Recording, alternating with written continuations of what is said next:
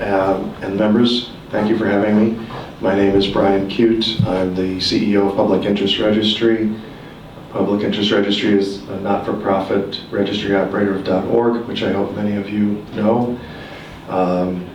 I started in my role 2 years ago, and since that time, in addition to continuing to operate .org, which for many today on the internet addressing space is the home for not-for-profit, non-commercial, non-governmental organizations, continue to grow .org and offer the values that are intrinsic in that space to important community around the world.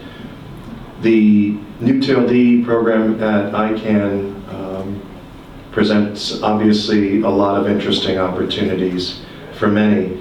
But at Public Interest Registry, when we looked at the opportunity for new TLDs, we thought very long and hard about could we bring new value to the addressing space. And in thinking that through, the notion of creating a .ngo address space was considered, and also .ong, the Romance language equivalent. We spent the better part of a year and a half having workshops around the world, meeting with NGOs, grassroots and larger, local and global, and endeavored to ask the community, would this bring a benefit to you? Does this add value to you?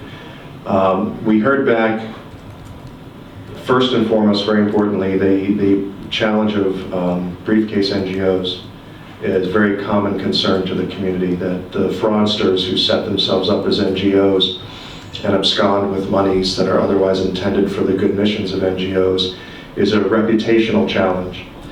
And in thinking this through, we suggested that a .ngo address that was in some form verified and closed, only available to NGOs, no other type of entity, might provide a home and addressing space that gives users and donors the higher sense of confidence that they're dealing with a bona fide NGO. And we heard very resounding support for that.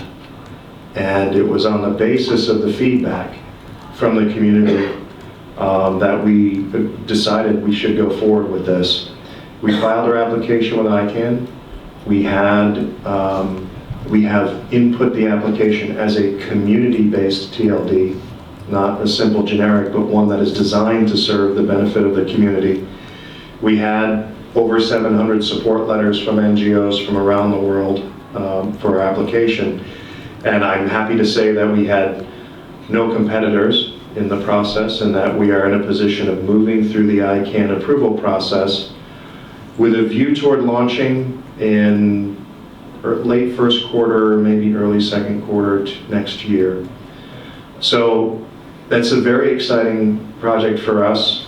We are continuing to work through how we would verify. This is no easy challenge. I'm sure those of you who are involved in this community know that that's going to be an important, critical challenge. What we do intend to do is, again, work with the community to gather the resources necessary and a verification mechanism that provides that basic level of confidence.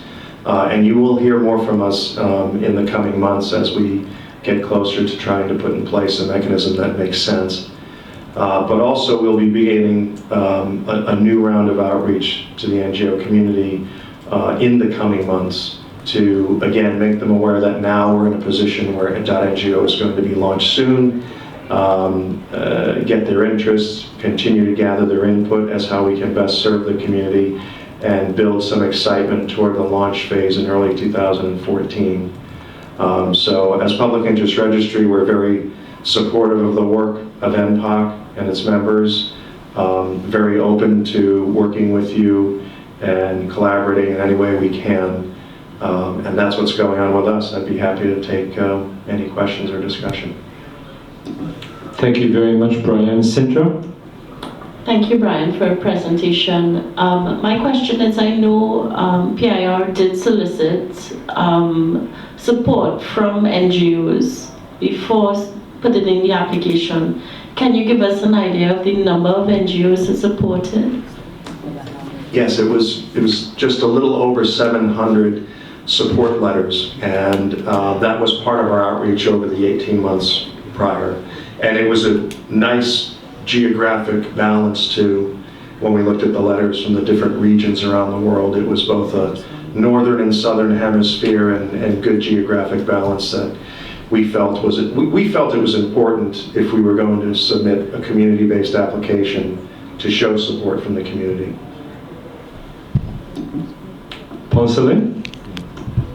Thank you, Brian, for your presentation. I just want to give a suggestion in terms of verification of NGOs, especially I know it's a very difficult process in developing countries, but one thing I know, and this is from my 16 years, all my career has been spent in the development world, is working with the Attorney General's office. You know, in all countries, you have to register. You have to register, and there are different forms of registration. At usually, most of them are registered at community level, but those registrations don't count.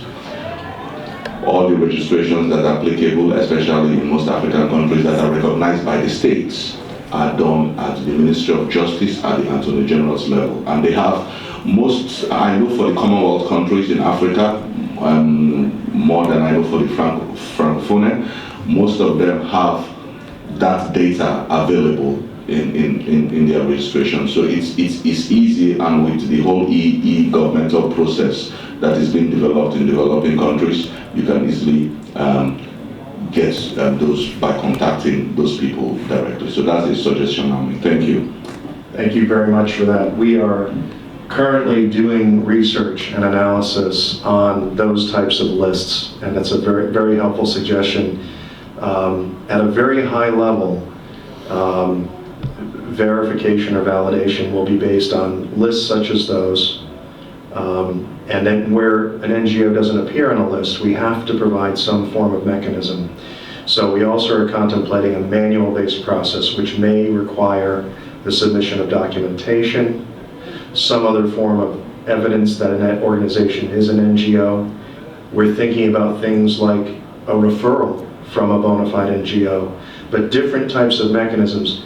There's a complete recognition from PIR that it will be challenging to provide verification of every NGO when we launch the service based on the resources at the governmental and community level that are available.